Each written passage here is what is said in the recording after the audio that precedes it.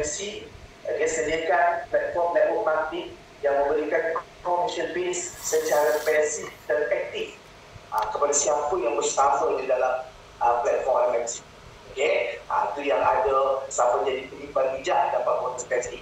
Siapa yang buat 3-2-3 dia akan dapat bonus aktif. Dan total bonus networking yang ada di dalam MNC, total ada 6 bonus yang masuk dalam sistem.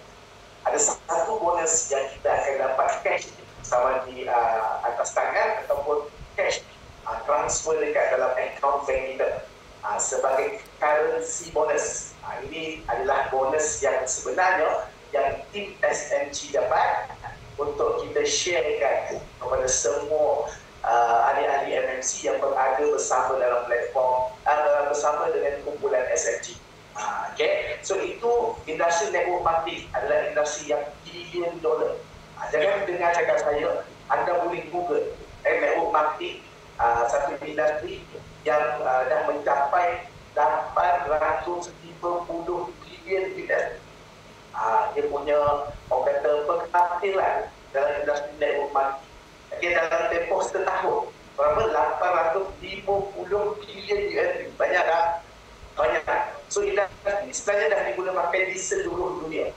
So MNC dalam platformnya kita akan disediakan dengan industri network marketing. Okay. Yang kedua adalah MNC sebagai produk yang dibawa oleh platform MNC adalah platform pengiklanan online yang namanya Kenshin Marketplace. So nanti boleh Google juga Kenshin Marketplace yang mana disediakan ruangan iklan untuk ahli MNC letakkan produk perniagaan di dalam platform Kenshin Marketplace tersebut.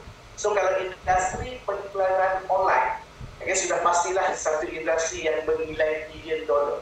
Siapa setuju dengan saya? Terpaksa setuju sebab ada banyak platform industri dekat dunia semua terlibat dalam pengiklanan online.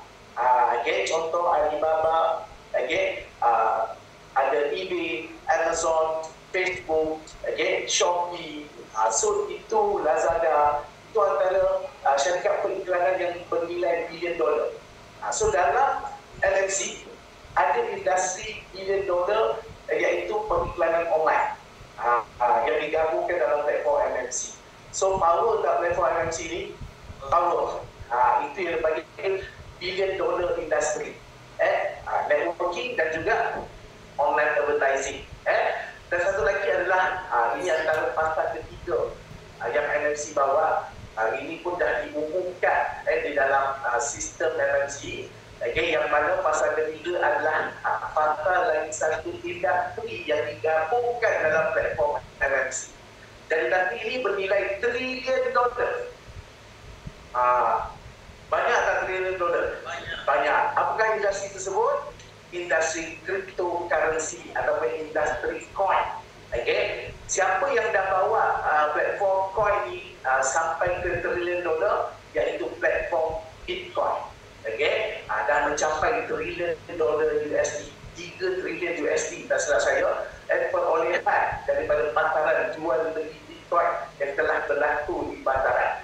So dalam MNC, untuk fasa ketiga, iaitu fasa untuk mereka menyediakan satu sistem coin yang mana daripada bonus yang kita dapat dalam bentuk MCP point yang boleh ditukarkan juga nanti kepada MCC coin.